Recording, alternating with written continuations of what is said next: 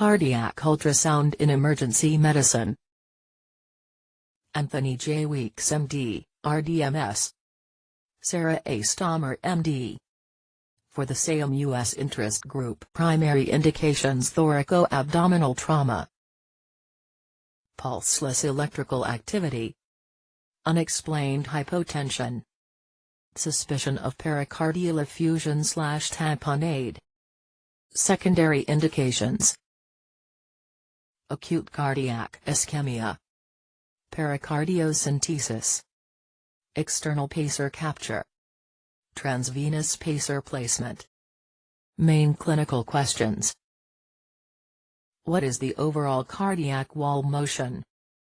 Is there a pericardial effusion? Cardiac probe selection. Small round footprint for scan between ribs. 2.5 MHz, above average sized patient. 3.5 MHz, average sized patient. 5.0 MHz, below average sized patient or child. Main cardiac views: parasternal, subcostal, apical. Wall motion: normal, hyperkinetic, akinetic. Dyskinetic, may fail to contract, bulges outward at systole.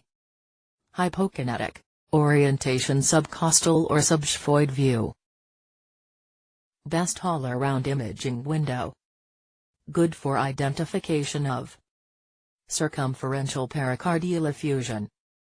Overall wall motion. Easy to obtain. Liver is the acoustic window / subcostal view most practical in trauma setting. Away from airway and neck/chest procedures. Subcostal view: liver as acoustic window.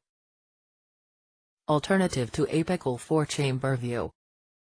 Subcostal view.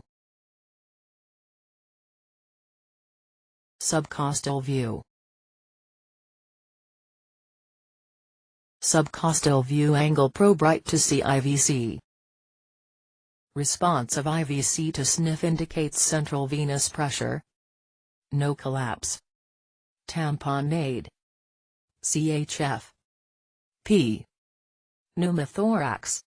Parasternal views: next best imaging window, good for imaging LV. Comparing chamber sizes. Localized effusions. Differentiating pericardial from pleural effusions. Parasternal long axis near sternum, third or fourth left intercostal space. Marker pointed to patient's right shoulder, or left hip if screen is not reversed for cardiac imaging. Rotate enough to elongate cardiac chambers. Parasternal long axis. Parasternal long axis view. Parasternal short axis. Obtained by 90 degrees clockwise rotation of the probe towards the left shoulder, or right hip. Sweep the beam from the base of the heart to the apex for different cross-sectional views. Parasternal short axis view. Parasternal short axis.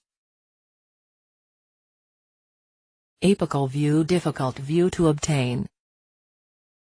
Allows comparison of ventricular chamber size. Good window to assess septal/wall motion abnormalities.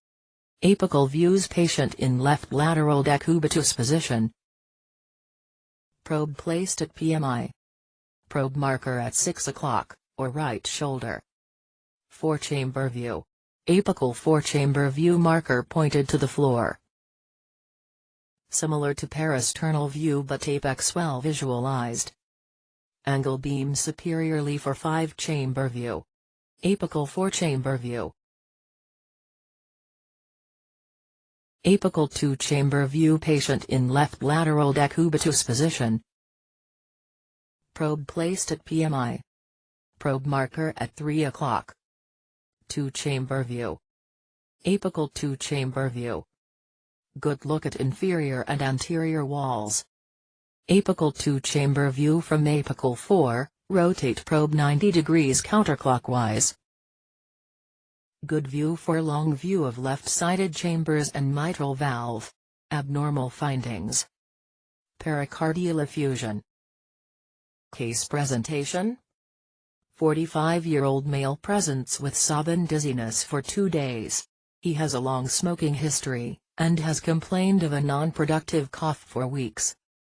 Initial versus RBP 88/PALP, HR 140.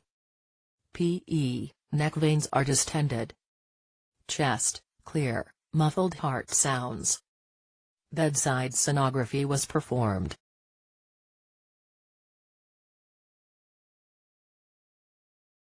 Echo-free space around the heart. Pericardial effusion. Pleural effusion. Epicardial fat, posterior and/or anterior. Less common causes. Aortic aneurysm. Pericardial cyst. Dilated pulmonary artery. Size of the pericardial effusion. Not precise. Small, confined to posterior space, less than half a centimeter. Moderate, anterior and posterior, 0.5 to 2 centimeters, diastole. Large, greater than 2 centimeters. Pericardial fluid, subcostal. Clinical features of pericardial effusion.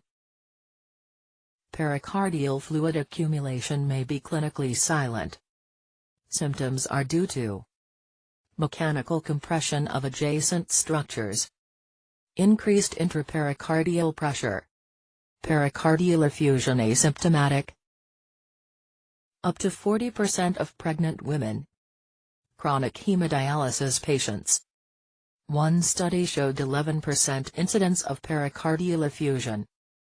AIDS. CHF. Hypoproteinemic states. Symptoms of pericardial effusion. Chest discomfort, most common. Large effusions. Dyspnea. Cough. Fatigue. Hiccups. Hoarseness. Nausea and abdominal fullness. Cardiac tamponade, increased intracardiac pressures. Limitation of ventricular diastolic filling. Reduction of stroke volume and cardiac output. Ventricular collapse in diastole. Tamponade. Paratamponade.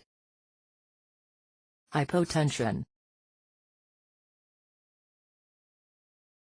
Abnormal findings. Is the cause of hypotension cardiac in etiology?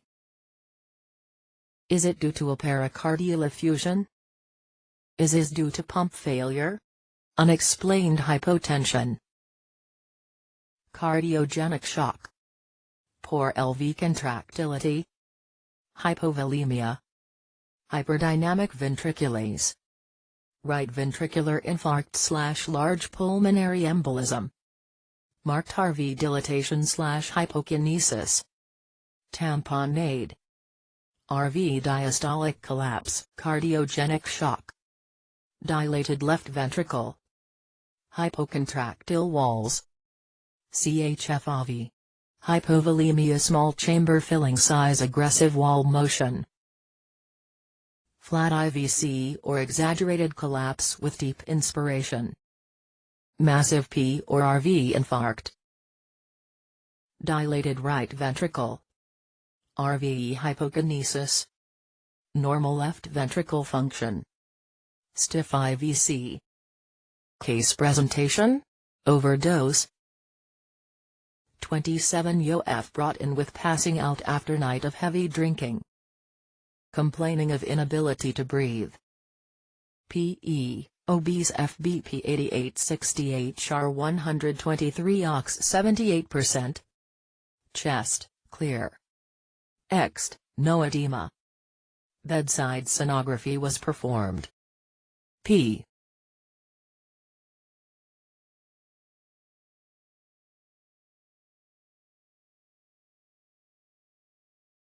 Chest pain, then code. 55-year male suffered witnessed fibroarrest in the ED. ALS protocol, restoration of perfusing rhythm. Persistent hypotension. Echo was performed.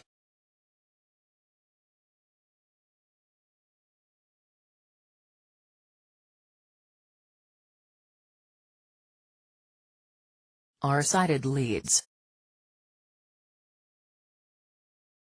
Non-traumatic resuscitation. Direct visualization. Is there effective myocardial contractility? Asystole. Myocardial twitch. Hypokinesis. Normal. Is there a pericardial effusion? Echo. When P perform echo during quick look and impulse checks. Change management based on positive findings. Pericardial tamponade. Pericardiocentesis. Hyperdynamic cardiac wall motion. Volume resuscitate. Echo and PRV dilatation. Profound hypokinesis. Asystole. Hypoxic. Likely P. ECG-IMI with RV infarct. Profound hypokinesis. Inotropic support. Asystole. Follow ACLS protocols, for now. Early data suggesting poor prognosis. Echo and P false positive cardiac motion. Transthoracic pacemaker. Positive pressure ventilation. Case presentation: morbidly obese female with severe asthma. Intubated for respiratory failure. Subcutaneous emphysema developed. Bilateral chest tubes placed. Persistent hypotension at 90/palp. Dependent modeling noted. Echo was performed. Ineffective cardiac contractions. Optimizing performance. Assessing capture by transthoracic pacemaker. Pericardiocentesis. Transvenous pacemaker placement. Optimizing performance. Assessment of capture by transthoracic pacemaker. Etienne et al., using ultrasound to determine external pacer capture. Gem 1999. Case presentation. 70-year-old collapsed in lobby.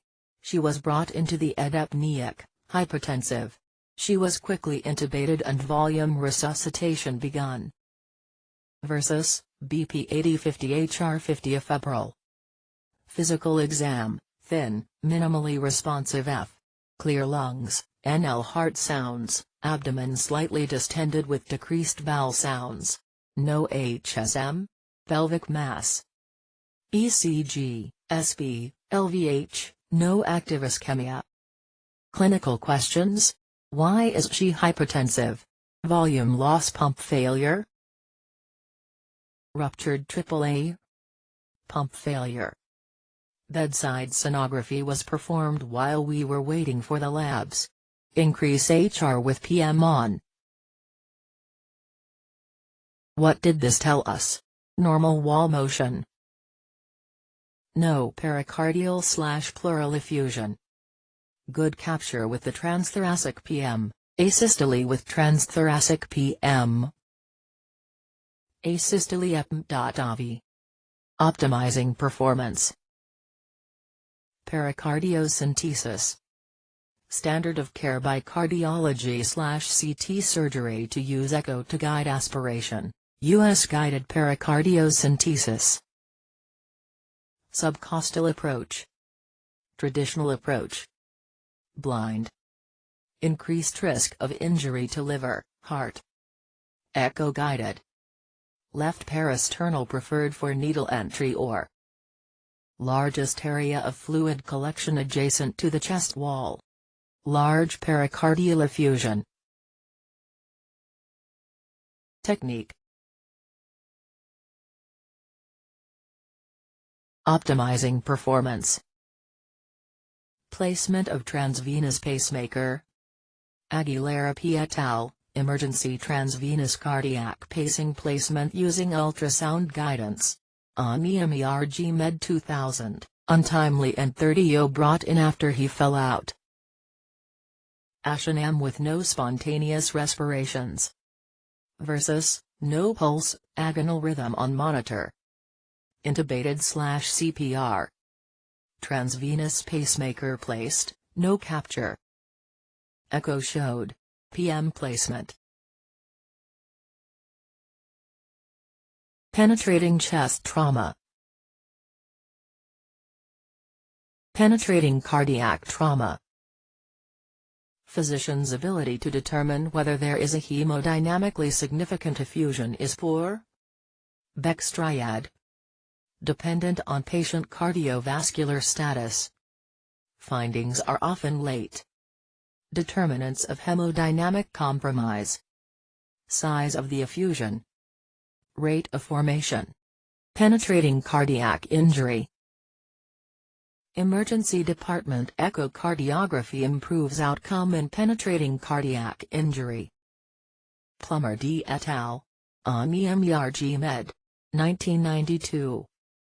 28 head echo CW21 without echo. Survival, 100% in echo, 57.1% in non-echo. Time to DX, 15 minutes echo, 42 minutes non-echo. Penetrating cardiac injury. The role of ultrasound in patients with possible penetrating cardiac wounds, a prospective multi-center study. Rositsky G.S., J. Trauma. 1999. Pericardial scans performed in 261 patients. Sensitivity 100%, specificity 96.9%. PPV, 81% NPV, 100%. Time interval bus to OR, 12.1 +/5.9 minutes. Penetrating cardiac trauma. Emergency department echocardiography improves outcome in penetrating cardiac injury. Plummer D. et al. MERG Med 21 to 709 to 712, 1992. Since the introduction of immediate two-dimensional echocardiography, the time to diagnosis of penetrating cardiac injury has decreased and both the survival rate and neurologic outcome of survivors has improved. Stab wound to the chest. SAM pericardial effusion. Penetrating cardiac trauma. Echocardiographic signs of rising intrapericardial pressure. Collapse of RV-free walls. Dilated IVC and hepatic veins. Goal, early detection of pericardial effusion. Develops suddenly or discreetly. May exist before clinical signs develop. Salvage rates better if detected before hypotension develops. Technical problems: subcutaneous arenuma pericardium. Mechanical ventilation. Scanning limited by pain/tenderness. Spinal immobilization. Ongoing procedures. Technical problems: narrow intercostal spaces, obesity, muscular chest. COPD. Calcified rib cartilages. Abdominal distension. Sonographic pitfalls: pericardial versus pleural fluid, pericardial clot. Pericardial fat. Pericardial or pleural fluid. Left parasternal long axis. Pericardial fluid does not extend posterior to descending aorta or left atrium. Subcostal. No pleural reflection between liver and arsided chambers. A pleural effusion will not extend between to RV-free wall and the liver, pleural and pericardial fluid. Pleural perica, pleural effusion. Blunt cardiac trauma, cardiac contusion, cardiac rupture. Valvular disruption. Aortic disruption/dissection. Blunt cardiac trauma, pericardial effusion. Assess for wall motion abnormality. RV dyskinesis, takes the first hit. Assess thoracic aorta. Hematoma. Intimal flap. Abnormal contour. Valvular dysfunction or septal rupture.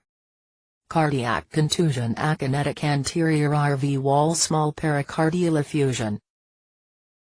Diminished ejection fraction, RV contusion. Blunt cardiac trauma, assess thoracic aorta. Hematoma. Intimal flap. Abnormal contour. Requires T and expertise. Valvular dysfunction or septal rupture. Requires expertise beyond our scope.